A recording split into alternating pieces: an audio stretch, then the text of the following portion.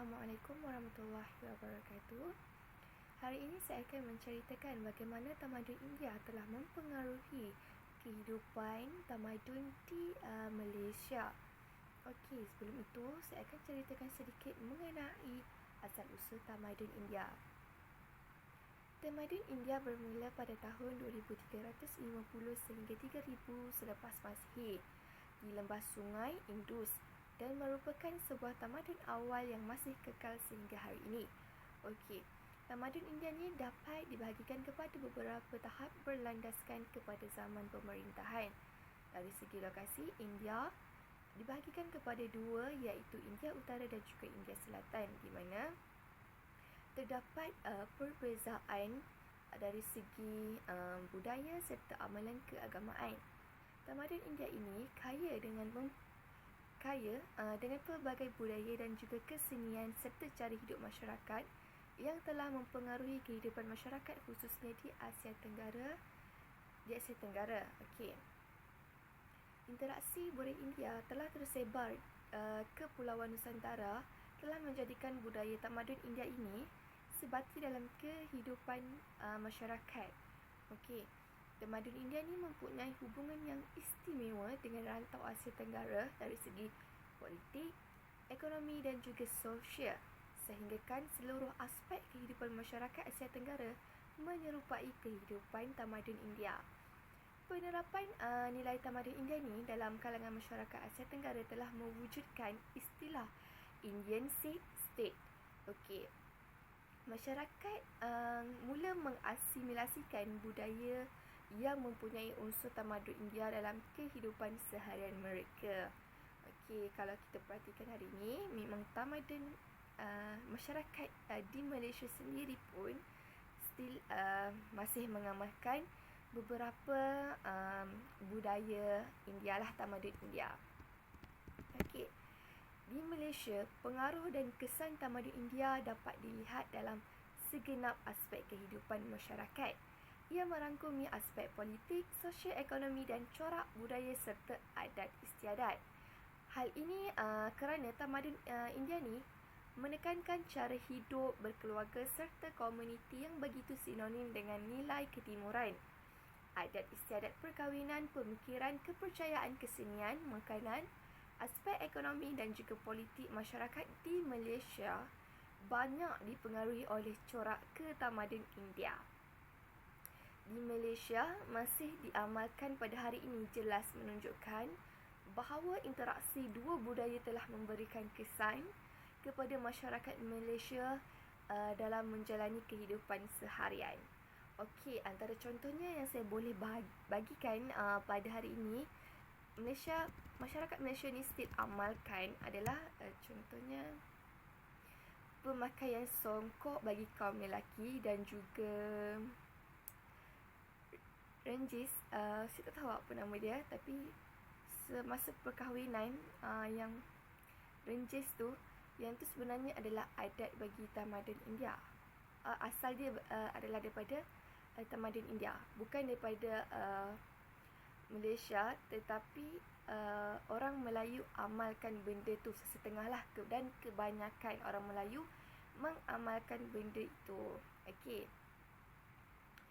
Namun, kepelbagaian agama dan budaya dalam kalangan masyarakat Malaysia telah mewujudkan sebuah nasional yang harmoni dan berdaya saing sebanding dengan negara yang lain. Pengaruh tamadun India dalam nilai hidup masyarakat menjadi sebati dalam kehidupan seharian. Namun, setelah kemunculan ajaran Islam, amalan yang bercanggah dengan nilai Islam dihapuskan dan digantikan dengan nilai yang berlandaskan syariah dan Al-Quran. Itu sahaja daripada saya. Seterusnya akan disambungkan oleh Alia Syazwani. Okay. Berdasarkan subtopik yang berada dalam sejarah era India merupakan salah satu tamadun yang berkembang dengan pesat, merangkumi hampir kesemua aspek kehidupan masyarakat, sama ada dari segi emosi, daripada segi sosial, ekonomi, politik. Mereka yang berkemahiran dalam pelbagai asas seni membolehkan karya mereka hidup sehingga ke hari ini. Bermulanya pemindahan penduduk dari lembah Indus, kita dapat lihat berdasarkan populasi mereka bertambah dan berjaya menjalankan hubungan sosio melalui percampuran masyarakat, sama ada dari segi perkahwinan, campur atau melalui pertembungan budaya. Raja-raja yang dilantik pula akan bertindak selaku ketua pada segala hal dalam kegiatan masyarakat. Malahan, raja juga dibantu oleh penasihat-penasihat bagi menyelesaikan segala persoalan dan kemusykilan daripada masyarakat. Berdasarkan ilmu yang diperoleh, mereka berjaya menghasilkan bangunan-bangunan yang kukuh dan juga saluran air longkang yang kondusif, dan juga bermulalah zaman pertengahan agama Islam mula bertapak dan semakin berkembang dalam masyarakat India kerana hubungan baik dengan negara jiran iaitu Arab. Agama Islam dapat diserap melalui sebahagian masyarakat India.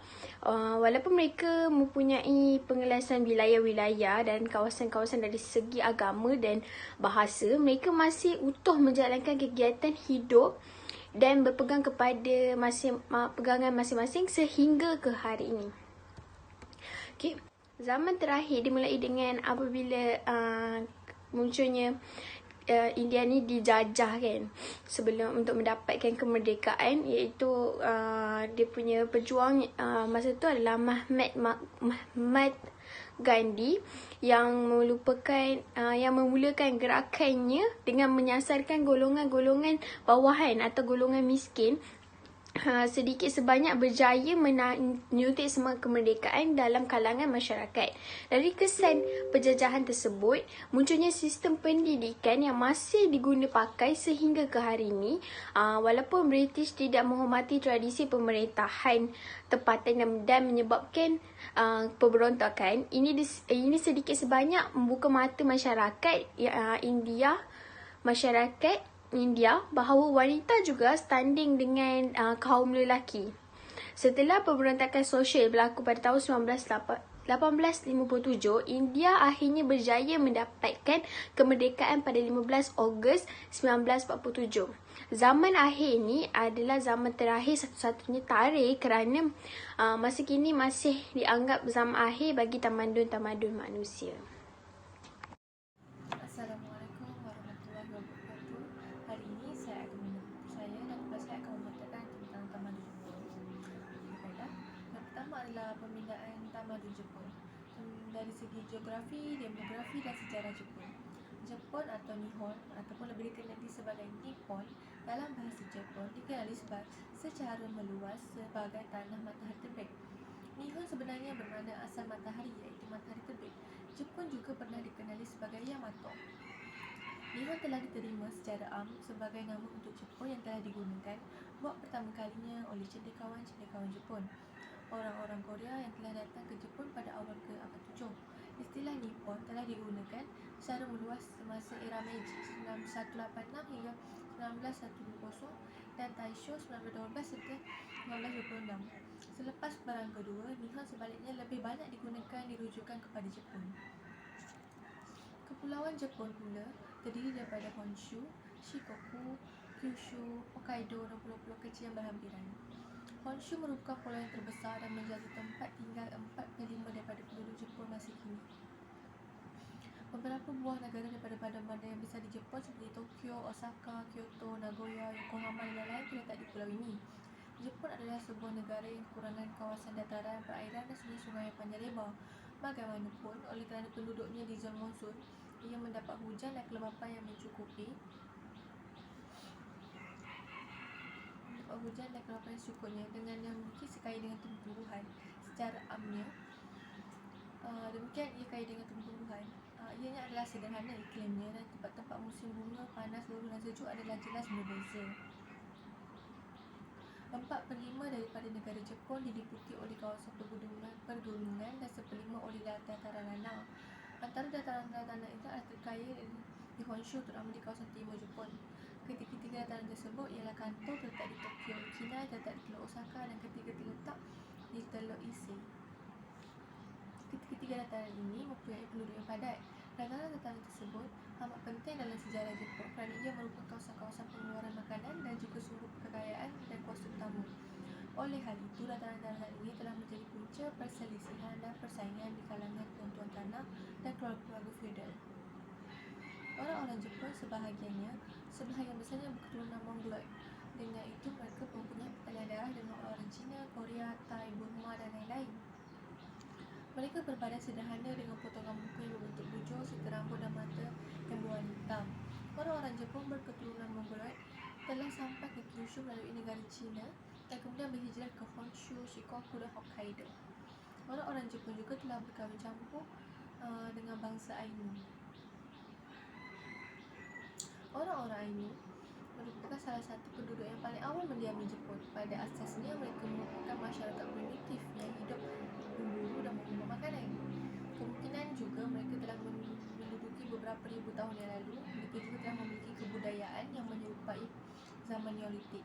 Orang-orang Neolitik ini juga telah menggunakan alat-alat harian yang diperbuat daripada serpihan batu yang telah digilapkan, tulang ikan dan tanah liat. Sejarah awal kebudayaan Jepun dikenali sebagai Jomon. Perkataan Jomon ini berasal daripada barang-barang yang telah direka oleh orang-orang Jepun daripada tanah liat jenis Jomon. Pertukaran terbuka Jomon telah dijumpai di Jepun telah menunjukkan kehalusan seni dan corak-corak yang luar biasa.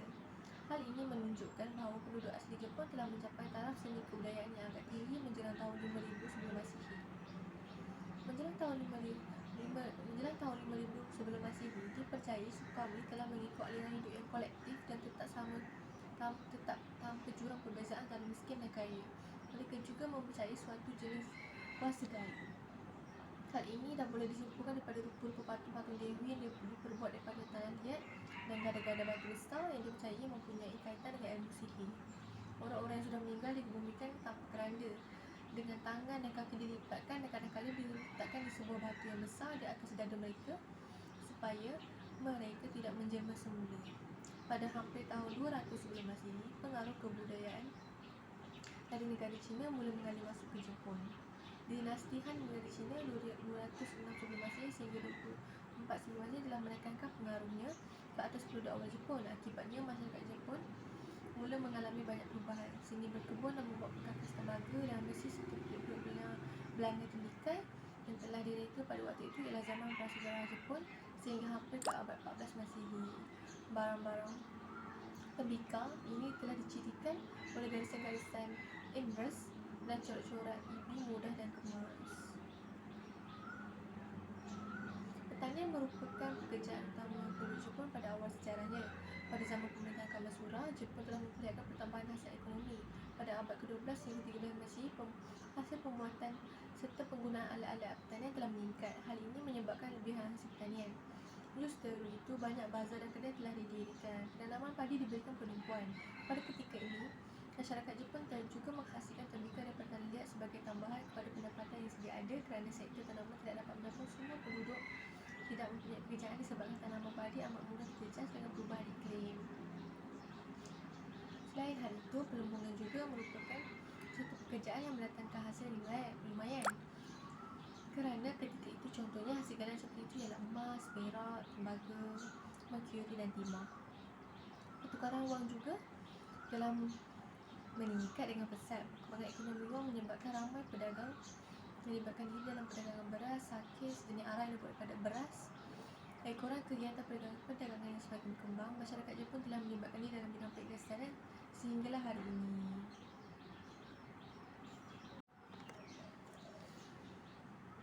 Baiklah, pada zaman Meiji, pendidikan dan ilmu pengetahuan telah menjadi agenda penting untuk menandingi kuasa-kuasa barat.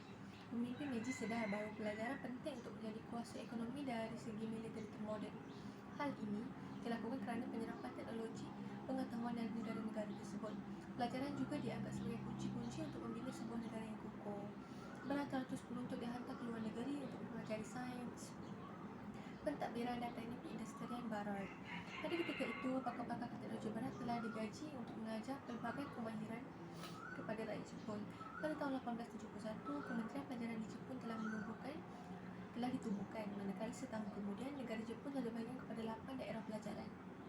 Setiap daerah mempunyai sebuah universiti, 32 buah sekolah menengah dan 210 sekolah rendah. Kanak-kanak yang berusia 6 tahun ke atas wajib menerima pelajaran sehingga 16 bulan. Menjelang tahun 1880, terdapat lebih 28,000 buah sekolah rendah dengan hampir 2 juta orang murid. Walaupun Jepun telah bergelar negara yang membangun, namun Jepun tetap memberi tumpuan dan penekanan dalam bidang pendidikan. Ia merupakan salah satu daripada perkara penting selepas perlembagaan baru dibentuk. Pendidikan moden di Jepun wujud setelah pembaruan Meiji dan tradisi pendidikan wajib serta pendidikan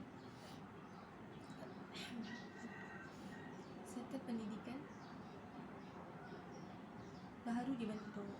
Pendidikan moden di Jepun, walau bagaimanapun, sistem ini telah diubah selepas Perang Dunia Kedua, iaitu mengikut sistem pendidikan Amerika Syarikat. Okey, sekarang giliran saya, Roziah, akan menerangkan tentang tamadun Jepun berkaitan ciri-ciri asas tamadun Jepun. Okey. Ciri-ciri asas tamadun Jepun ni sebenarnya dia hampir sama dengan semua tamadun di mana dipengaruhi oleh wilayah geografi atau lokasi yang strategik, di mana tamadun Jepun ni merupakan negara kepulauan terasing daripada pengaruh kebudayaan dan bentuk tamadun yang unik. Sebab itulah ciri asas tamadun ni dia mementingkan daripada lokasi strategik. Sebab Jepun ni lebih pada negara yang berkepulauan atau boleh dikatakan sebagai island mentality, di mana terdapat beberapa grup seperti Shimaguni, Konjo. Itu antara grup yang paling famous dekat tamadun Jepun bagi mempengaruhi lokasi yang strategik yang dipanggil island mentality. Okey, seterusnya ciri-ciri asas tamadun Jepun ni ialah perkembangan tamadun Jepun berkaitan penghayatan hidup. Dia ada beberapa zaman, antaranya adalah zaman Jomon, zaman Yayoi, zaman Nara dan zaman Heian. Okey, zaman Jomon ni kita boleh kaitkan dengan terhasilnya tembikar daripada tanah liat, dan tanah liat itu bercorak unik dengan tali belati. Maksudnya pada zaman Jomon ni rakyat tamadun Jepun ni dah menghasilkan satu tembikar ataupun jenis tembikar yang dibuat pada tanah liat, dan dia nampak unik bila ada tali belati sekali dekat tembikar tu. Kemudian masyarakat tamadun Jomon ni juga memburu, mengutip hutan dan laut untuk menampung dan meneruskan penghayatan hidup mereka. Okey, kalau menurut zaman Jomon ni ada tokoh dia iaitu Kojiki dan Nihonshuki, di mana dua orang ni dia akan membuat catatan sejarah purba berkaitan dengan Empire Jepun yang bermula pada sekitar abad 660 sebelum Masehi. Okey, maksudnya pada zaman Jomon ni ada dua tokoh lah yang menghurai, yang menceritakan tentang sejarah purba semasa Empire Jepun pada tahun 660 sebelum Masehi, iaitu Konjiki dan Nihonshuki. Okey, Konjuki dan Nihonshuki, dua tokoh pada zaman Jomon. Kemudian kita beralih pada zaman Yayoi. Zaman Yayoi ni di mana masa tamadun Jepun ni masuknya budaya Cina seperti pertanian. Pertanian ni merupakan budaya Cina. Jadi pada zaman Yayoi ni diperkenalkan satu budaya baru, iaitu budaya pertanian yang dihasilkan ataupun diperkenalkan oleh budaya Cina. Okey. Dan juga terhasilnya tembikar yang diberi nama tembikar Yayoi. Tembikar ni dia teknik membuat dia daripada perkakas tembaga dan besi. Dia bukan tanah liat. Sebab macam zaman sebelum ni adalah zaman Jomon menggunakan tanah liat untuk buat tembikar. Tapi pada zaman Yayoi ni mereka menggunakan tembaga dan besi. Dan juga menghasilkan periuk belanga, seni berkebun, penanaman padi sawah dan sistem batas. Okey, maksudnya pada zaman Yayoi ni mereka menghasilkan tembikar Yayoi, lepas tu membuat perkakas daripada tembaga dan besi. Maksudnya zaman Yayoi ni dia lebih maju sikit daripada zaman Jomon. Dia guna benda yang lagi mahal pada zaman Jomon. Okey, kemudian kita beralih kepada zaman Yayoi yang mempunyai beberapa jenis suku seperti Uji Yamato. Okey, suku Uji Yamato ialah nenek moyang keluarga di Raja Jepun. Maksudnya zaman Yayoi ni wujud suku yang lain daripada masyarakat yang sedia ada pada zaman tu, iaitu suku Uji Yamato. Suku Uji Yamato iaitu nenek moyang daripada keluarga di Raja Jepun. Itulah daripada silsilah keluarga dari Jepun sehingga menjadi suku Uji Yamato. Okay, kita pergi ke zaman yang seterusnya, itu zaman Nara. Zaman Nara ni sekitar 710 hingga 784 Masihi, di mana ada seorang maharani bernama Gemyo. Okey. Dia zaman Nara ni dia ada satu pusat agama Buddha dekat Nara dan adanya pentadbiran dan kesenian. Maksudnya zaman Nara ni dia adalah perkembangan daripada zaman Yayoi, di mana zaman Yayoi ni dia ada seni, tapi seni berkaitan berkebun, bersawah, pertanian, dan kemudian dia maju pada zaman Nara. Pada zaman Nara ni diwujudkan kesenian tertentu. Okey, kemudian pada zaman Nara ni jugalah berlakunya kemuncak peminjaman budaya Cina. Maksudnya budaya Cina yang wujud disebabkan zaman Yayoi itu berakhir pada zaman Nara. Maksudnya lepas tu dah tak ada dah budaya Cina bagi tamadun Jepun, bagi pada masyarakat Jepun. Okey.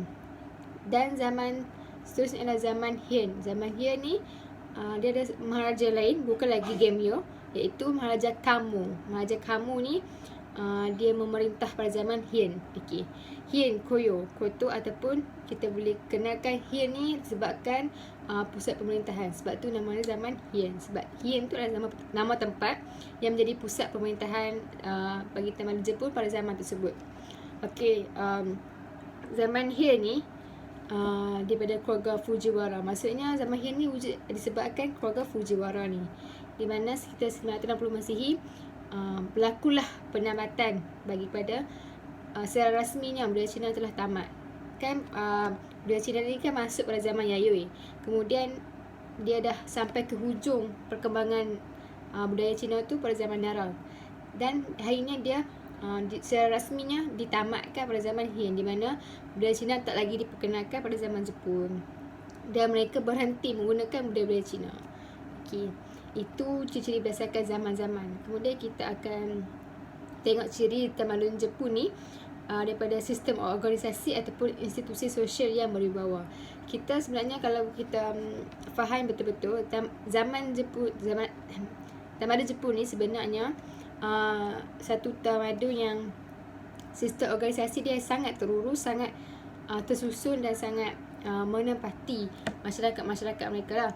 Okay, contohnya macam Kerajaan Yamato, dia menghasilkan sistem uji iaitu politi kawal, di mana orang yang memerintah sistem uji ataupun politi kawal ni adalah Shinto.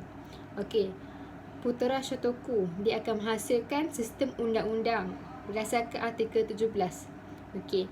Kemudian pada sistem organisasi tamadun Jepun juga mereka membuat pembaharuan taika, di mana dominasi golongan samurai dalam pemerintahan. Maksudnya mereka menggunakan dominasi golongan samurai ni dalam pemerintahan bagi memastikan sistem keselamatan tamadun Jepun semakin ketat. Maksudnya mereka akan mengawal masyarakat daripada something yang bad ataupun daripada musuh-musuh yang menyerang. So bila mereka berganding ataupun sama-sama bekerjasama dengan golongan samurai ni, sekurang-kurangnya pemerintahan tamadun tu tak terganggu dan tersusun secara lancar lah. Maksudnya apa yang mereka rancang tu tak akan terbabas daripada landasan. Okey, kemudian ada wujudnya sistem feudal, sistem ketenteraan. Sistem ketenteraan ni dia berkait rapat dengan pemerintahan, di mana mereka menggunakan golongan samurai. Okey, sistem ketenteraan ni dia ada beberapa jenis yang famous lah pada tamadun tu. Contohnya Keshogunan, Boken Shohato dan Sankin Kote. Sankin Kote antara tiga ni adalah yang paling famous masa bagi sistem ketenteraan pada tamadun Jepun. Kemudian mereka juga wujudkan Terakoya. Terakoya ni kalau dekat tempat kita dipanggil sekolah lah, tapi kat tempat mereka panggil sekolah rakyat. Maksudnya masyarakat tempat kat situ akan mendapat pendidikan yang formal ataupun tidak formal di Terakoya, di sekolah rakyat. Kemudian wujudkan peranan wanita. di mana peranan wanita ni mereka menggunakan pengaruh Konfusianisme, Taoisme, Zen Buddhisme dan konsep Bushido dalam politik dan sosial Jepun.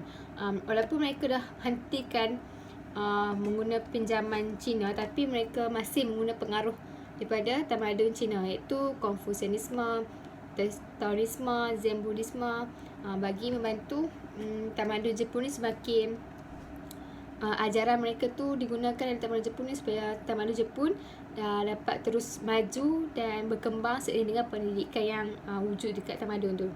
Kemudian kedatangan Barat dan sistem demokrasi berparlimen.